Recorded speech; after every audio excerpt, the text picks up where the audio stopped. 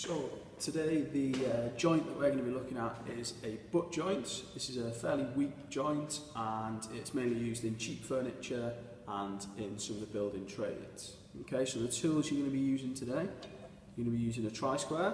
You're going to be using that to mark those right angle 90-degree lines. We're also going to use the steel ruler, obviously for measuring. The saw we're going to be looking at using today is going to be the tenon saw, okay, only for used on wood, okay. We're going to be using what's called a bench hook, which is used to hold our pieces of wood in place when we're cutting, and a pencil, okay. So the task is when we collect our wood, it's not always cut on a square, okay, and what that can mean is it could be a little bit out of shape, and when we go to create the perfect right angle butt joint, it won't be accurate.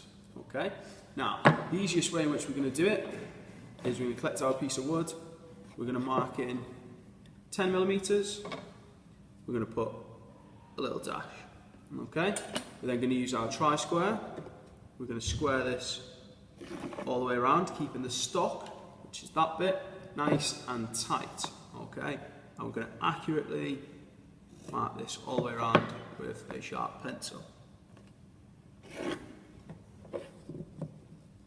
Like so. That then gives you an accurate way of cutting out your square edge. Okay, you're going to do that to both pieces, as obviously when it butts together it needs to be accurate. There's one I marked earlier. Okay, now make sure we've got our aprons on, okay, and we're going to use the bench hook. If you're left-handed, you can turn the bench hook over. Okay, we're simply going to start by pushing the square line that we have marked up next to this tight edge here. We're going to take our tenon saw and we're going to gently, pushing forward, put some initial teeth marks. Okay, that gives us a guide to allow us to help and cut our line through. Okay, now it's not a race, we're going to simply, along the top, cut along the line, nice and accurately.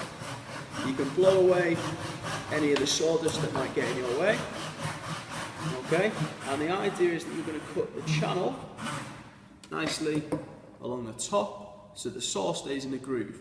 You can keep checking your work against your square edges at all times, okay. Now go through, again ensuring accuracy, trying to keep the hand nice and square, running through. Keep this hand nice and tight against the wood to stop any movement, okay, and we will just cut all the way through.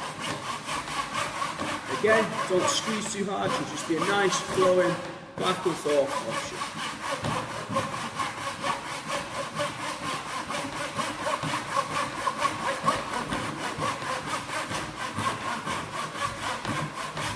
When we get towards the end, we start easing up until we're all the way through. Now, you will cut a little bit into that, that's what it's there for, it's there to protect the table.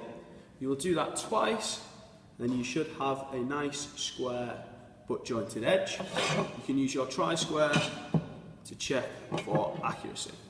And that will be a butt joint when you do it on both sides.